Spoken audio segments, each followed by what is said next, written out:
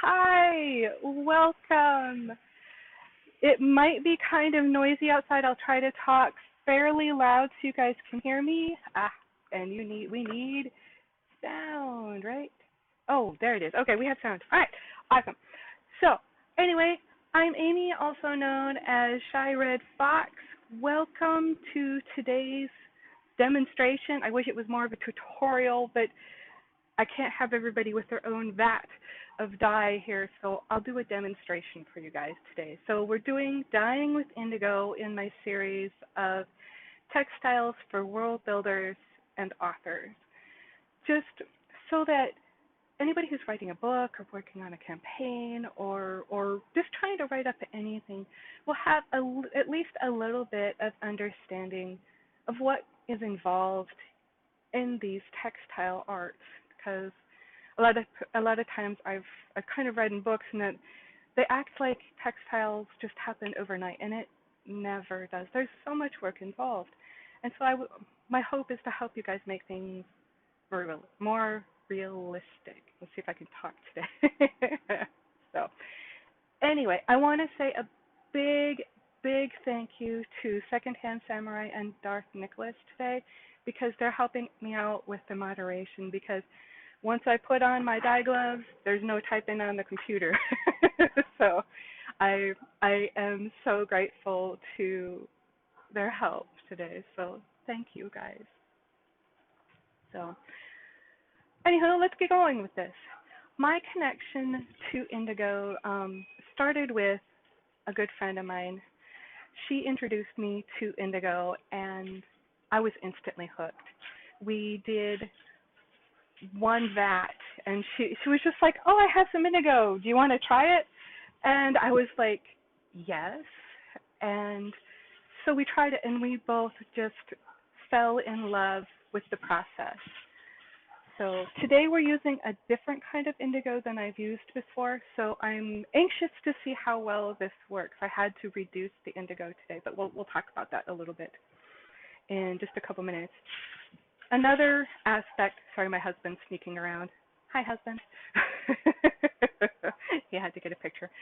My connection to indigo is not just through my friend, but also because I have an intense love for Japan. And my hope is to provide an interest in indigo. Indigo is done all over the world, but some of the most well-known and absolutely gorgeous indigo textiles come from Japan, and their incredible variety of techniques. And I will only get to show you a few today, and they're the fairly simple ones that you can try out on your own easily. There's techniques in guys. If you haven't posted the show notes link, go ahead and do that, because I have some books here from the show notes. So these are some of the books I have, and inside this book and also this book, I don't know if you can see, but all those little dots are tied individually on a hook, and I don't have one of those specialized hook tools, but every single one of those had to be tied individually, and the whole cloth is covered with that. So anytime you go and see like a kimono, even in a used kimono store in Japan, ones that have this much work into them are expensive. I could buy a pretty kimono for like 10 to 30 bucks, but one where it was so much hand work put into it, they were charging $700 for a used kimono. And I don't blame them. It was well worth the amount of work put into it. So, also, this video, if you're interested in this, they give so much detail of so many different types of shibori dyeing. Shibori dyeing is the way that the Japanese do their dyeing.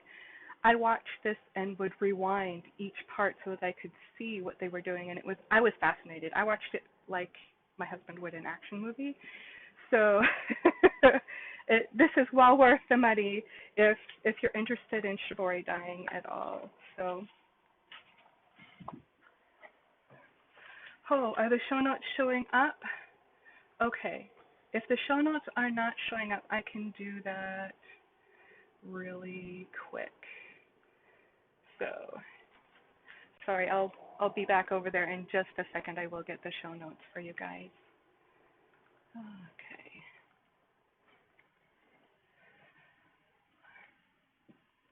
Indigo.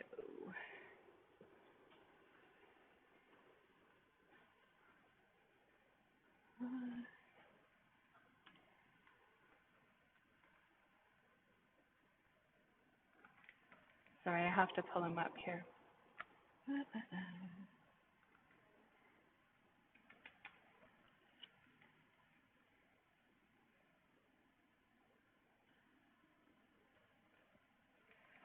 Okay. Did it load? My internet's a little bit slow out here today. I'm sorry. So.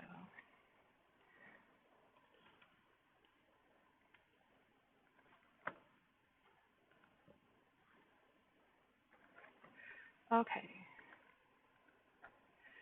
Here are the show notes. I'm sorry the chat command wasn't working for my mods. Sorry guys. So anyway, let's get going here again. So indigo has been used all over the world. Africa has a very strong indigo dye culture, along with a lot of Asia. China also, beyond Japan, there's also China also does an incredible aspect of indigo dyeing. It's been done pretty much all over the world. There's two basic compounds that you're going to see, or not compounds, but chemicals that you're going to see used for indigo dyeing and woad dyeing. So there's the indican that comes from the indigo plants themselves, and then the isoten B, which is the woad, which most of Europe used. So indigo was the best color fast blue until 1878, when German scientist Adolf von Baeyer first synthesized indigo. Some of the incredibly far back finds are from Egypt in 2400 BC, where there was indigo dyed fabric in a tomb. As I said, Europe used woad for a long time, so that was their blue. It was a little bit lighter blue. It doesn't come out as dark. Then Asian indigo came via the Silk Road. Japan and China had a love of blue because it's kind of the color of the common people. Silk was for the rich, and it could be dyed any color. The peasant fabrics were like linens and hemp, and later on cotton, and indigo would dye those. So it's very much a happy color in several of the Asian countries. Now it's only grown in small areas. A lot of the indigo dyers aren't in business anymore. So it makes me a little bit sad, and that's part of my hope today, is to get you guys interested in indigo and help revive the industries, not only in Japan, around the world, but especially in Japan, because that's part of where my heart is. I'm going to give a really fast overview of the scientific process, just so you guys can kind of see what happens. So the indican and isoten B are invisible. You put them in water, and they're in a solution. It takes reducing them for that to happen. So basically, you're adding electrons there. When the indigo vat is ready, it flowers. You're going to have this bubbly, funky stuff on the top, and I will bring the camera over to show you guys. Whoops, in a little bit. I'm going to move this. But there's this like sludge on top. So actually, I'll show you guys right now. So just a second here. I'll make sure that you guys can see. So kind of mark where it was. All right. So can you guys see that? It's funky looking. So make sure that this gets put back. And you guys can still see me good. All right. So were you guys able to see it? Okay. I had to mix this ahead of time. We didn't have time for me to show you the whole process, and I'm sorry I had to do it today, so I didn't get pictures posted on the show notes, but I will post them later on the show notes. And there's really good instructions, and I have the links to where you can buy it, at least in the US, there, and they have the instructions that I followed. So it's pretty easy, but you want to do it outside, it stinks. And when you are mixing the chemicals initially, when you have the powders, you want to wear a good mask, like an N95 style mask, to protect yourself from the dust particles, because you don't want to be breathing that in. It can cause lung issues later on, and that's with any style of powdered dye. So I was showing you when it flowers, so you get this funky, bubbly crust on the top. The flower can be used as a paint pigment. Then when you put your cloth in, the particles are deposited onto the cloth, but then when you bring it out, the oxygen hits it, it oxidizes, and then it falls out of the solution and sticks to your fabrics. And so that's the real quick overview of the science. There's more to it, but that's the really quick overview. Indigo can be used on any natural fiber, so protein fibers like wool and hair and silk, or plant fibers, so like cotton and linen. There isn't a mordant needed. A mordant helps the dye stick and will often bring out vibrant colors depending on what you use. Some of them are very poisonous. If you look like chrome is a very good mordant. It brings out incredible color, but you don't want to mess up with that. So if you start doing dyeing, make sure you read the instructions on any of the chemicals you get. Indigo is not an aggressive dye. What that means is if you have multiple layers of fabric, it will only go through so many of them. A lot of other dyes are what we would call aggressive and go through as many layers as they can seep into, but indigo is much more of like a surface dye, okay?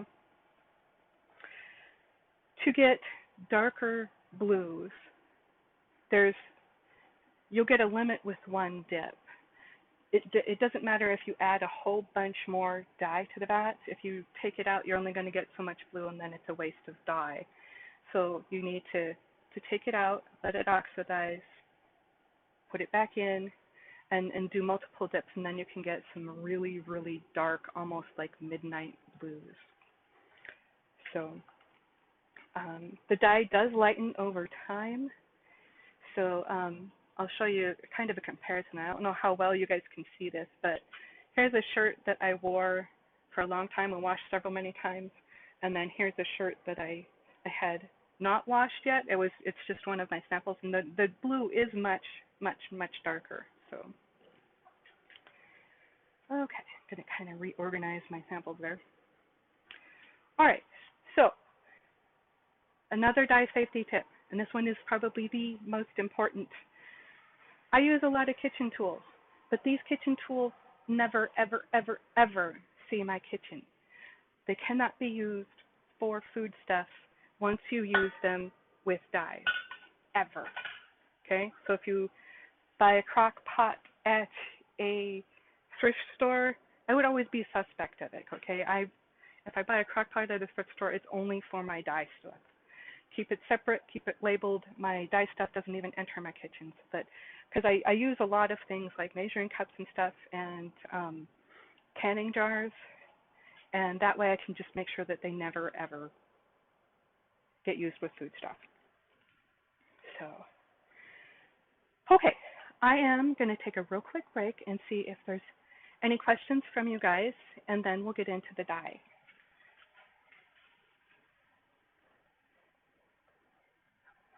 Okay.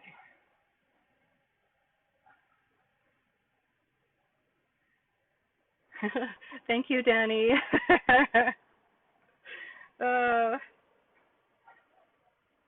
Oh, you guys could see it. Okay, yeah, this one is kind of pretty. Sometimes it's a real funky, like, army green, and it's not really pretty. So, Okay, and I do not see any questions from you guys. So yes, we thought, yay! Secondhand says furoshiki was the word I was looking for. Furoshiki. I know that word. My brain is not processing it though. I'm sorry. Oh, yes, furoshiki are the wrapping cloths. Took me a second. Okay. Oh, I'm gonna grab a drink because I'm thirsty. It's quite warm out here today, and I don't want to dehydrate. So, in fact, I don't want to put that by my computer. Alrighty.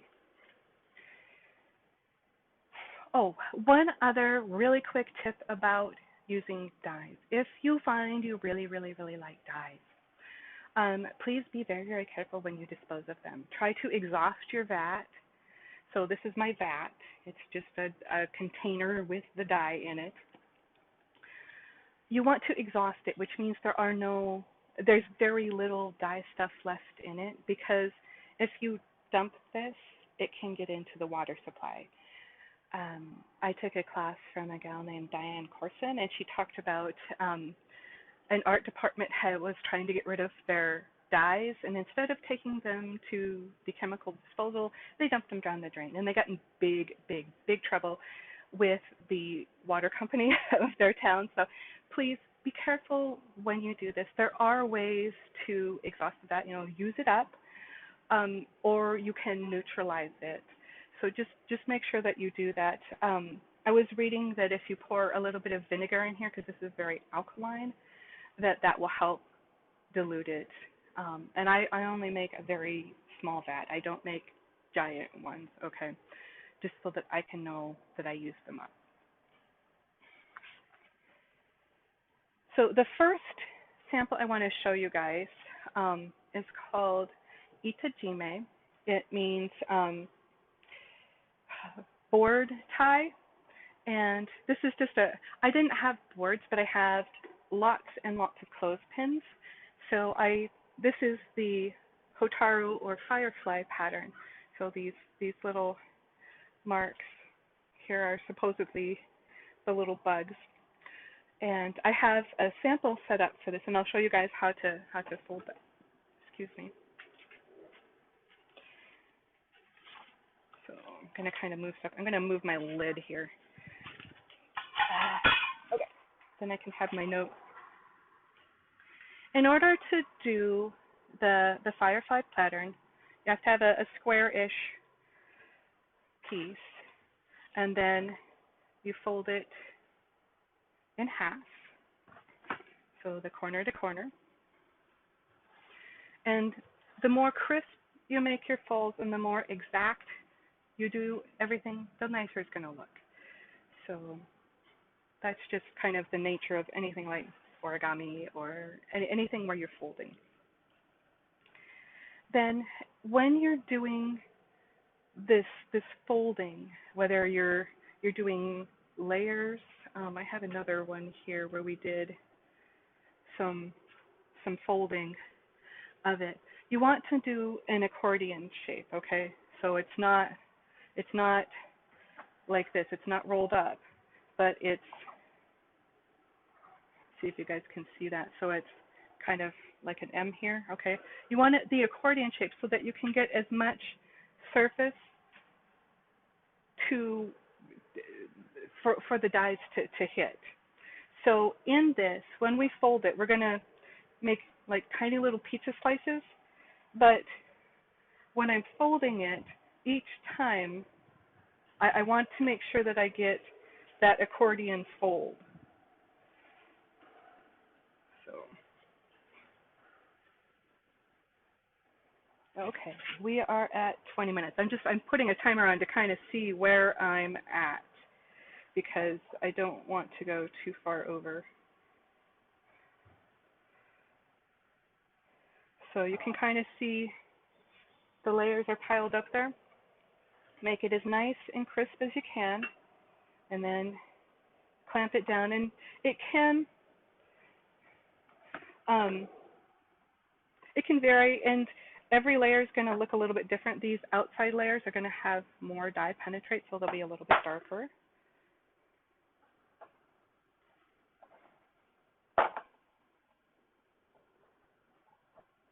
And I'm trying not to get too many wrinkles in there because I want the spots, not the wrinkles.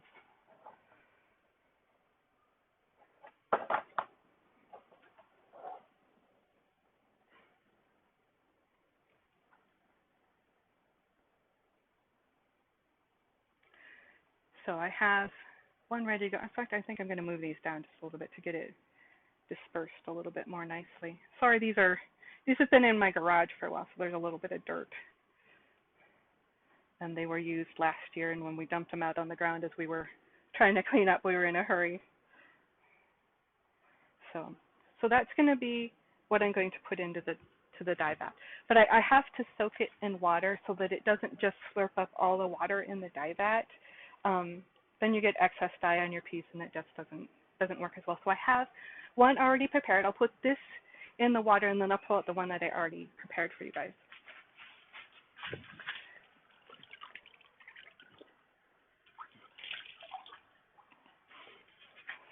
Now remember, when we're doing indigo, we don't want to introduce a lot of air bubbles, oxygen, to our vat, okay? Because that's going to make the indican fall out and precipitate. So we're going to slowly put this into our vat.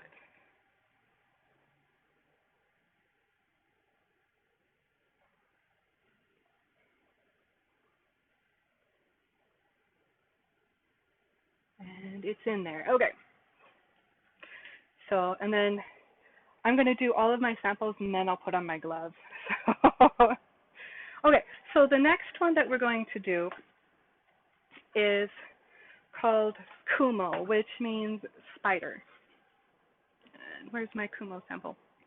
So it's going to give you a circle motif that kind of has a center and then the areas radiating out that kind of look like the legs. So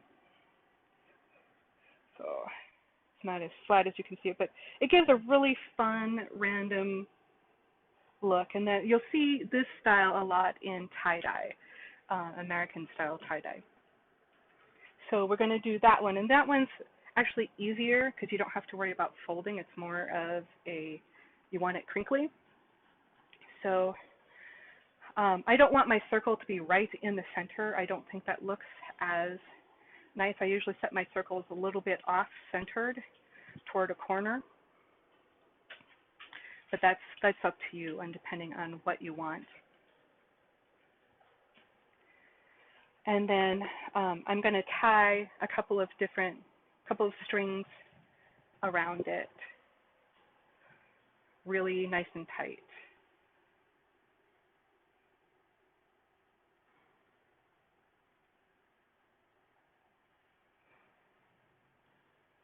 And each of these will give a band in the arms. Let's see if you guys can see on here. Each of these white streaks is where I had one of the strings.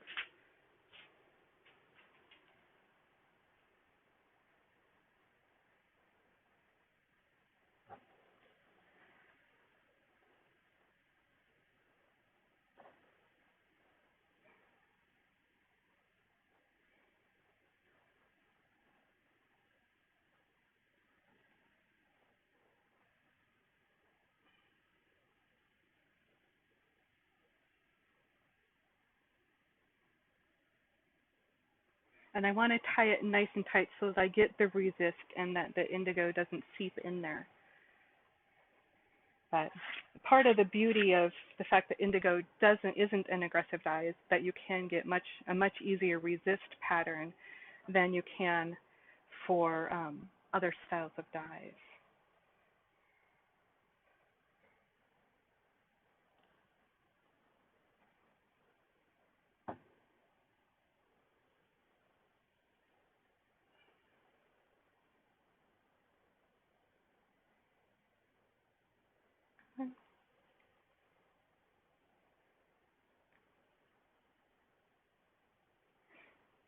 Okay, I'm going to do one more here on this one.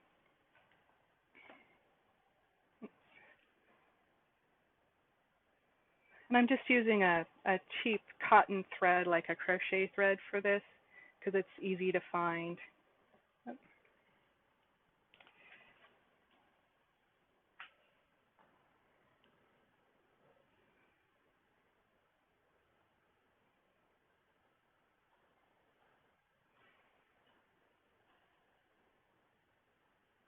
come on.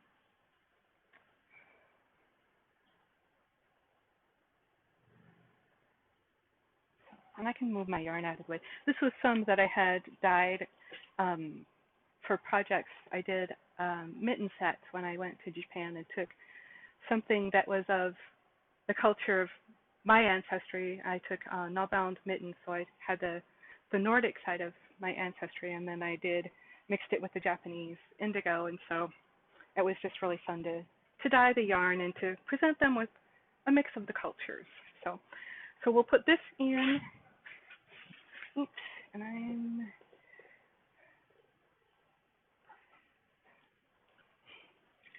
sorry, there was a wasp in my water bucket. So hopefully he stays in there and doesn't come out. I don't want wasps. So I'm slowly putting it in to my dye vat. And then the last one, which reminds me I need to go get a tube. I'm going to go get a tube, be right back, because this one is one of my favorites.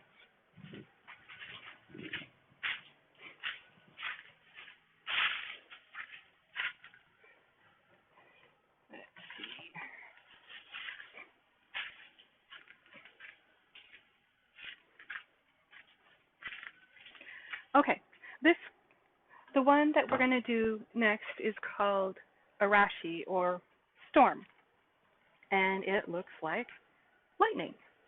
My friend Johanna did this, and she can see she had folded it, and one side was directly against the indigo, and the other side was not. But I just thought it was incredibly cool. I love the lightning pattern. So, oh, the wasp is finding its way out. Hopefully it will fly away. I will try not to bother it. For this one, it's all about wrinkling it. So I'm going to take my handkerchief and I'm going to roll it up. A lot of times people would actually sew this around there, and that adds some to the charm some, but I don't have the time to sew it, and I like this look too. So it just depends on what you're doing. But traditionally, I do believe that they sewed it to the pipe or whatever round object they were wrapping it around. Then I'm going to tie it in several different places around here so I can smush it up on the tube.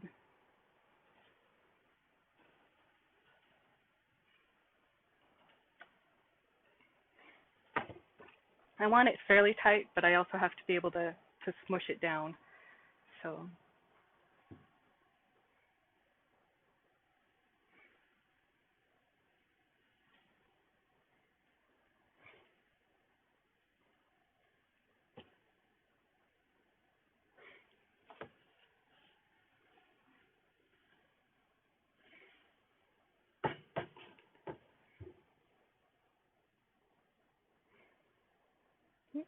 come on, my hands aren't working.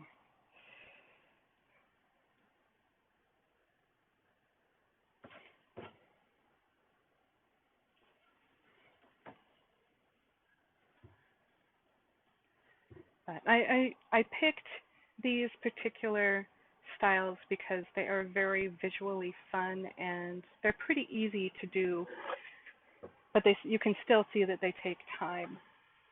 So, and I'm just gonna smush this down. In fact, I might actually try to run this. Yeah, it's not staying smushed. I might run a piece of, see if I can run thread through there. Maybe I can't. I don't have a needle with me today. Ha! I have one of these though.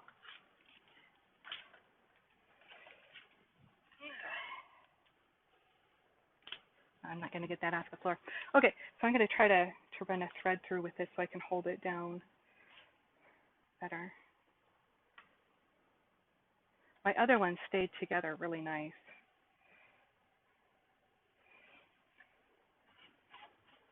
Haha. Impromptu needle.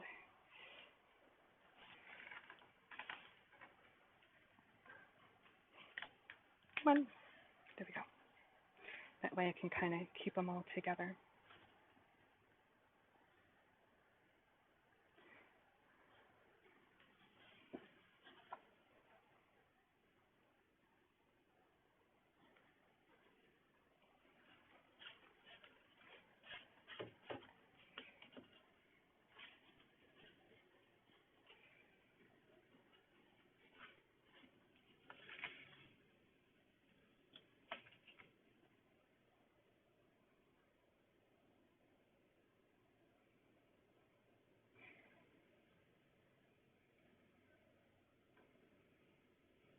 Okay, so we have it all wrapped and nice and smushy. And then I'm going to put it in the water to soak. All right, bug.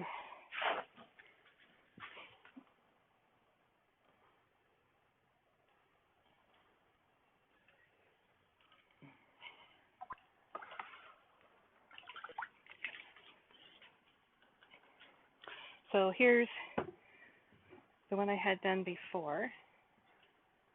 I'm going to stick it in the indigo. Oh, and it's not going down in there entirely. Where's my spoon?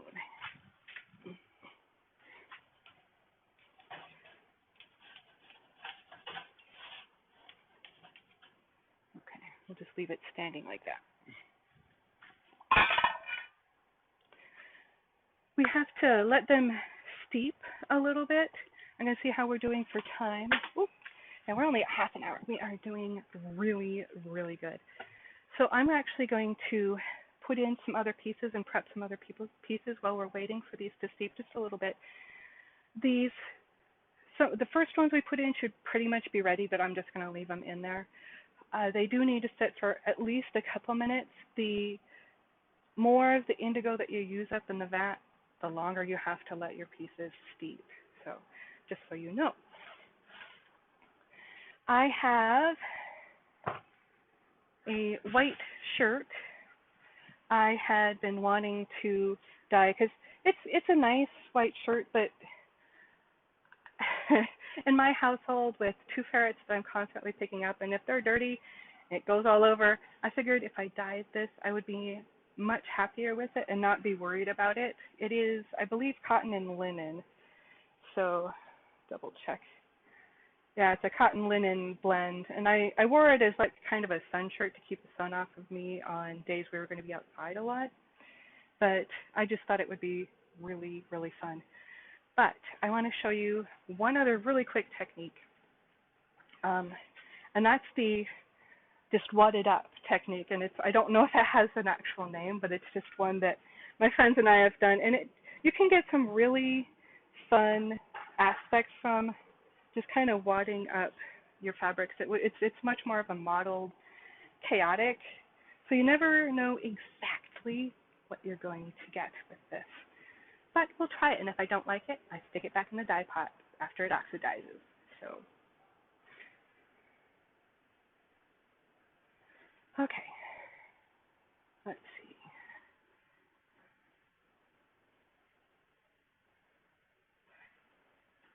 And I don't have enough string for this. I'll have to prep some more.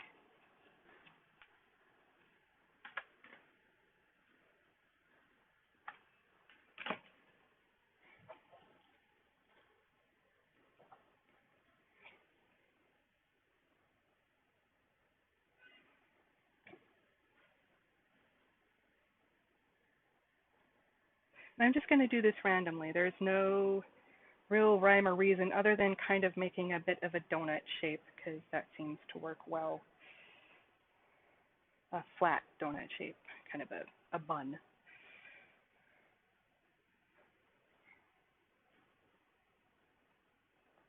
And I'll have to let this soak while we pull out the other ones, and then we can put it in.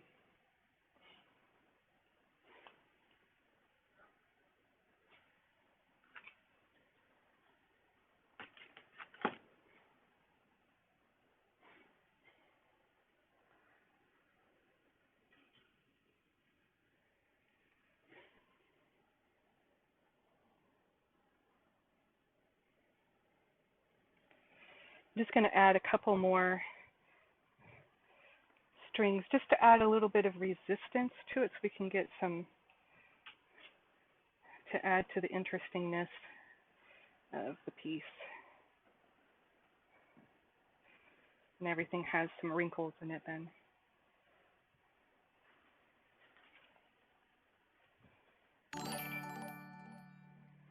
Thank you to whomever did something, either the following or the follow. Thank you, Alicia Swan. Thank you so much. So I'm going to put this in here to soak.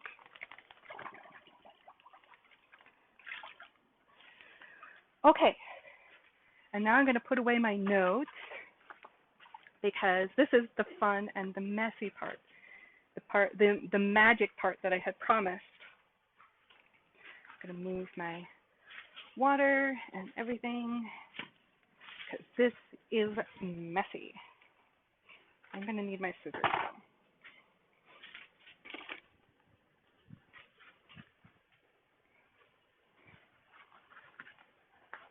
And I made sure to wear old clothes today because when you're doing nice stuff, even if you're wearing an apron, things happen. So, where did my spoon go? Okay, so let's see if we can pull out the one with the clothespin. And I'm going to pull it out very slowly. I don't want to introduce a lot of oxygen to my dye vat. So, and I'm going to bring it out over here. Because again, I didn't want to add oxygen to the dye vat. So you can see it's green, but it's already starting to turn blue.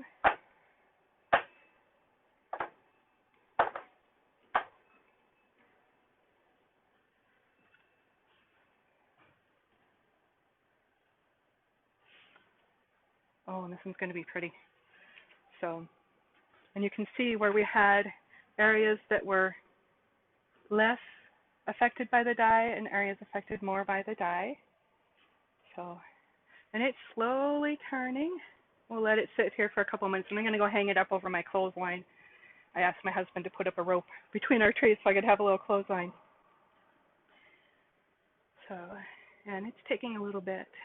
So, I'm going to go hang it up, and we'll see it in just a couple minutes.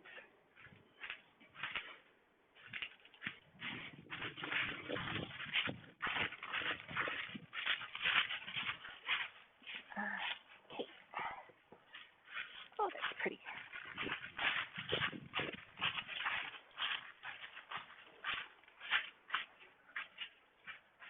Okay, so our next one,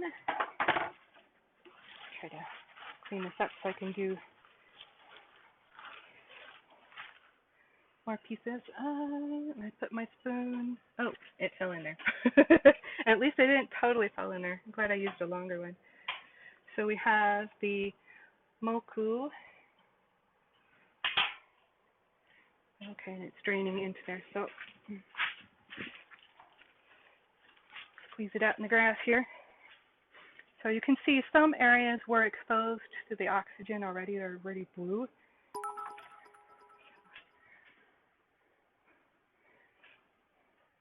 Okay, 2:40. We're not doing too bad for time.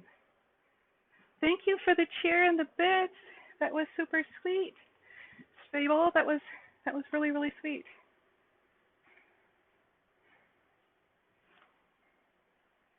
Okay, and I'm cutting the strings here so we can see.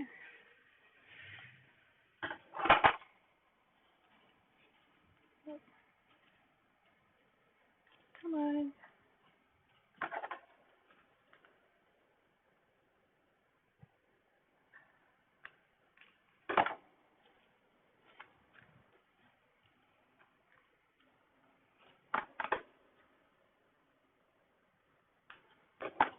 you can see this one's turning dark already. It's almost blue. But we've got blue and green in there, and it turned out really cool. So I'm going to go let this one hang up, and the other one has turned already, so I'll retrieve that one for you guys to see. I'll be right back.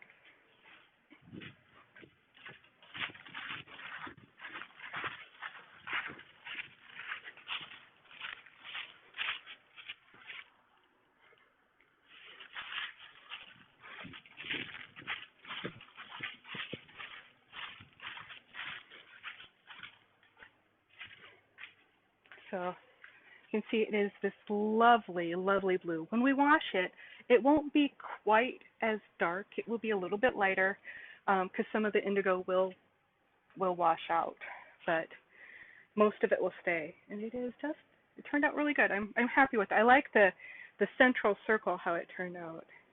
You never know quite what you're going to get. You know, it's when you finally expose it to the air is when you get to see what you got.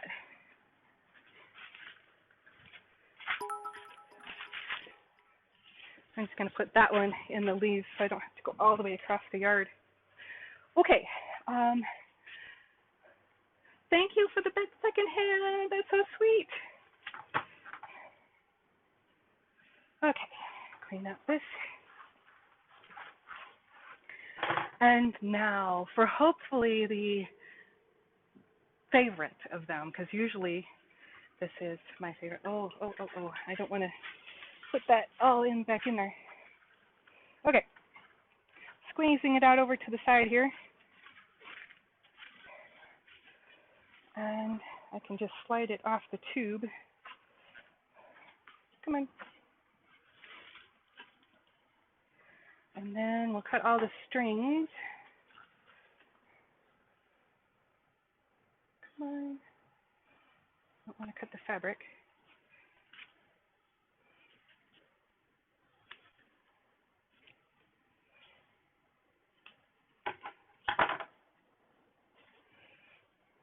Okay. Still have a string there. All right. Oh, and one more here. Thank you for the follow, Purple Becca. Purpler Becca. There we go. Thank you very much. So, ooh, this one turned out good. We got some really good lightning effect in there. So I'll go toss this into the grass actually, and you guys can see it when it's fully developed. I'm actually going to go get the Kumo spider one that we did, so you guys can fully see it too.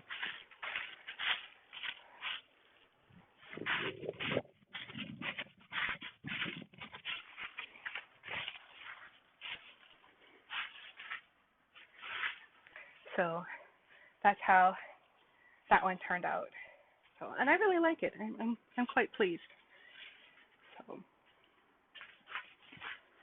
this one aside, and I think this one, oh, it's not quite developed. Okay. So I'm gonna, while we're waiting for the last ism to develop, I'm gonna put the others in the dye pot and see what we get.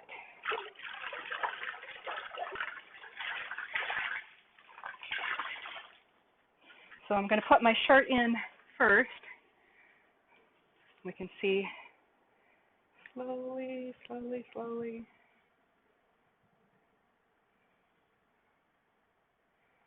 Oh, come on, it's got a lot of air in there. I don't really want the air in there. I'll put the tube on top of it.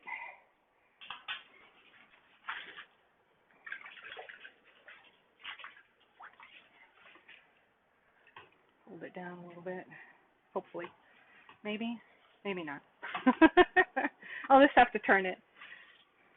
Put our other two pieces in there. Part of the reason I wanted to see you guys, or have you guys see two of these if we had time, was so that you can see the variety even with the same technique. So, and we are doing good. We're at 45 minutes. While we're waiting, I'm going to pull over the arashi one more time, and then I have time for some questions, and then we'll reveal some of the other pieces that we did.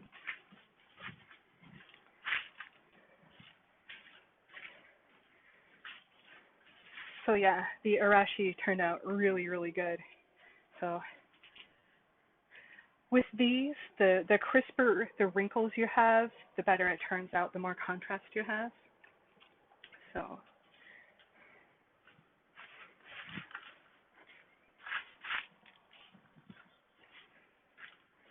okay, gonna take off my dye gloves, clean up a little bit, and answer some questions.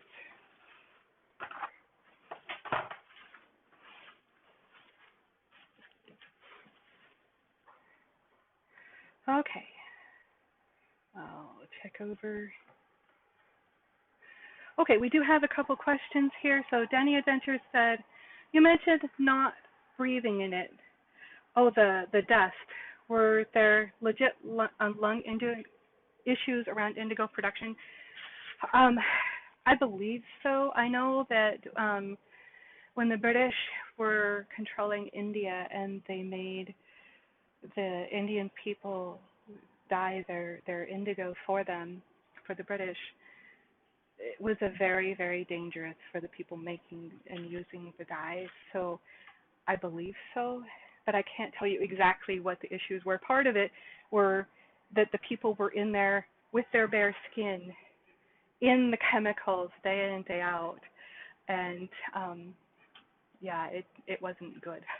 So, but the biggest concern for modern times, it's not so much the skin. You really don't want a lot of it on your skin, but if you get some on your skin, it's not going to be a big deal. Is the dust. So next question from Danny Adventure says, do you drop your video on demand on YouTube or website or just Twitch?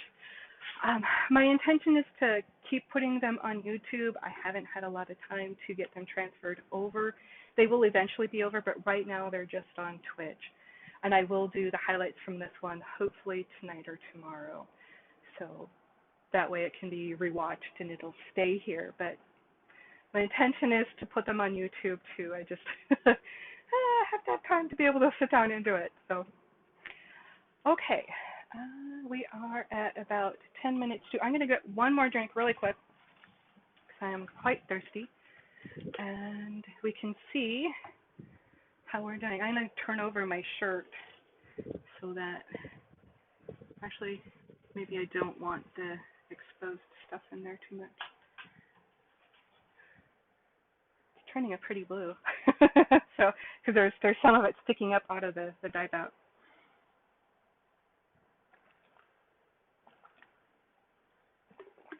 Okay.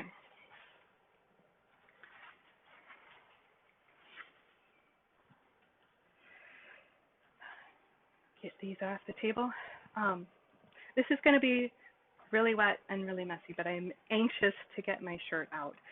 So I don't think we'll do the other ones first because they aren't as messy.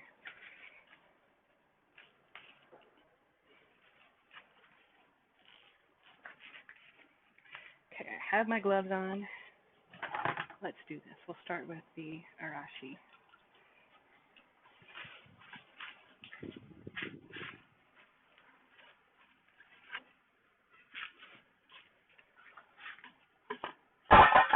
Sorry, the kaplunk was the tubes falling down. It happens.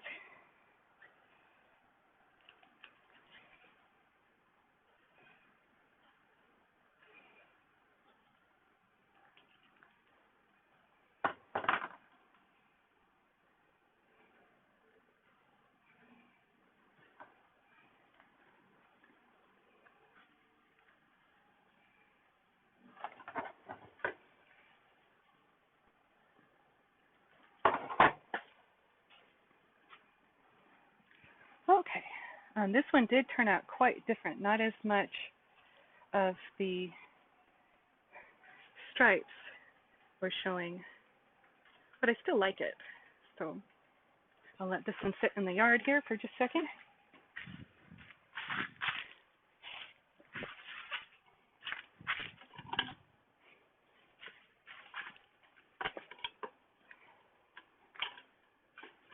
Okay, oops. I tried to move the pipe, sorry. All right, and now we have the other Hotaru one, or the Itajime.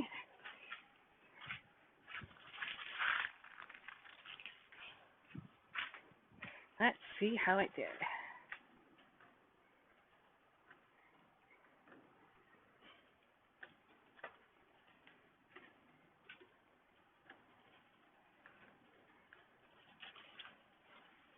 Oh, this one had a lot more white.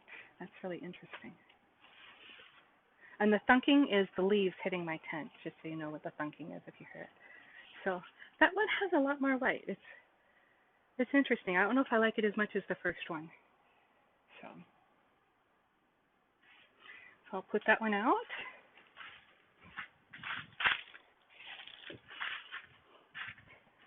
Oops, didn't see the lid. Okay, we have one more sampler. That was the Kumo, and then we have my shirt.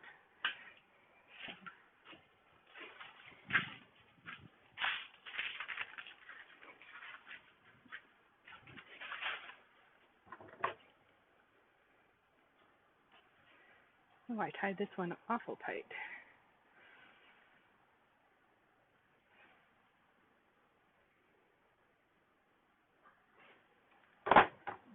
Hopefully I did not put a hole in my handkerchief.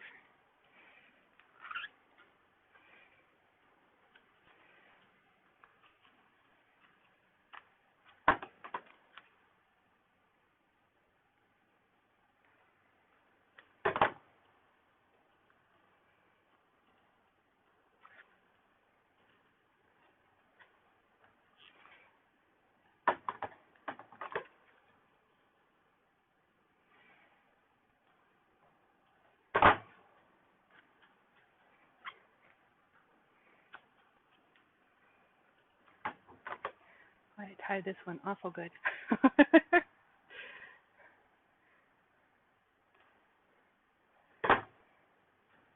Okay, this one had 4, if I remember.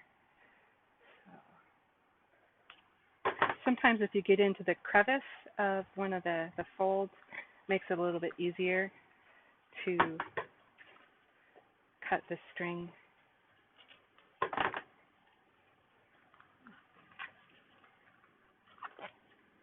Okay, last one here.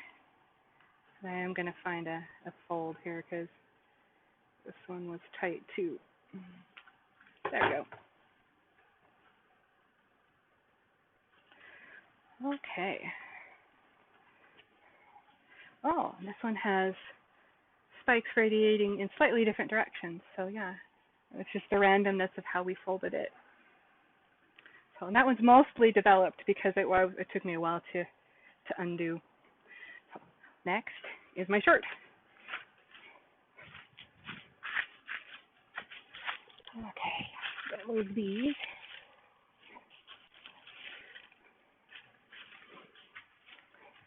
My shirt is going to be very messy. I'm going to pull it out, and I'm going to probably have to cut the strings not on my table.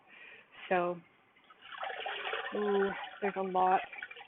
Oh, I don't want to introduce that much indigo in there, or that much oxygen. Okay, I'm going to go cut the strings. I'll be right back.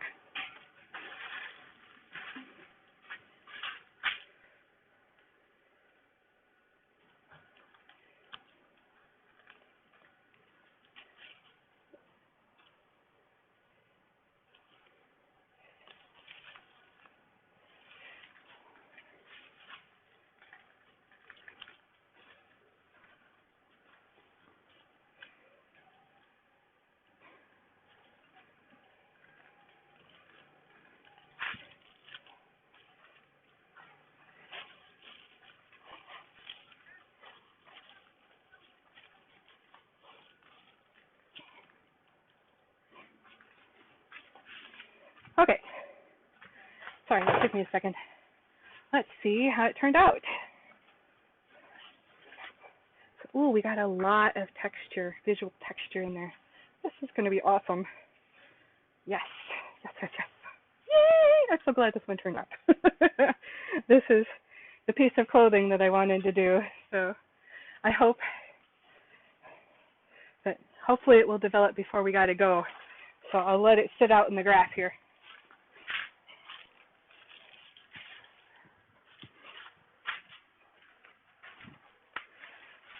So that is what I had to share about dyes. And yeah, we have like 4 minutes left. So I'm going to double check and see if, okay, I don't see any more questions.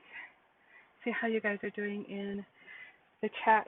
Oh, and I've got water all over this. It's getting on my legs. I'm going to be blue. So I hope you guys enjoyed this. It's one of my passions. I don't get to do it very often because it's time consuming and it's messy. But one of the coolest things, which I forgot to put in my notes, but I'm glad I remembered it now, is about indigo is that you don't have to rinse and rinse and rinse. With a lot of tie-dye dyes, especially like reds and oranges, you have to rinse and rinse and rinse. And I sit over the bathtub rinsing and rinsing, and my back hurts. You can just throw them in the wash. You do want to bleach out your washer after you do this, but you can just throw them in the wash. I don't have my Synthropol on hand. A friend of mine is going to stop by and bring me some, but that's a special detergent for use for after washing, and it will help the colors, whether it's indigo or whether it's like tie-dye dyes or whatever, stay on your garments longer. So it's very much worth the investment. And you use it. It's basically a low sud laundry detergent.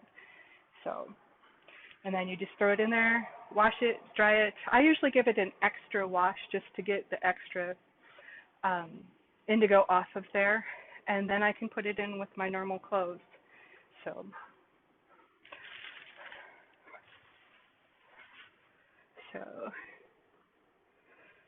okay, catching up here. Yeah, thank you guys so much for coming. It was really exciting to be able to share with you.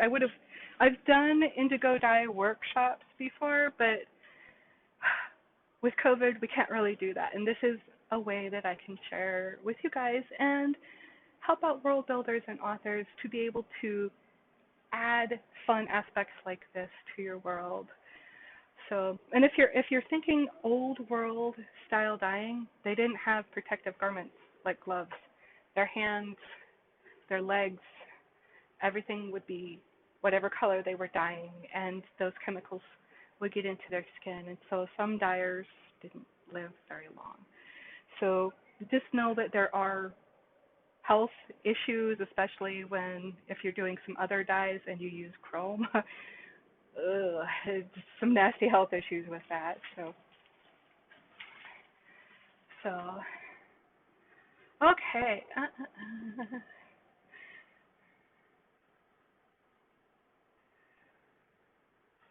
Danny says all of my clothes with the indigo suddenly. It is, once you start, it is really hard to. It's my clothes. There were a lot of them that suddenly were indigo, and you can re-dye jeans that have faded too. So anyway, that is what I have for you guys. If you do have more questions or ideas of what you'd like to see, and I know somebody who does it, or I do it, that particular craft, let me know, and we'll see if we can do this. I will be taking off from the demonstrations during November, just because NaNoWriMo, I'll be focusing on trying to get as much written on my second book as I can. So anyway, thank you guys so much for attending. I hope you enjoyed it. I enjoyed sharing this with you guys. So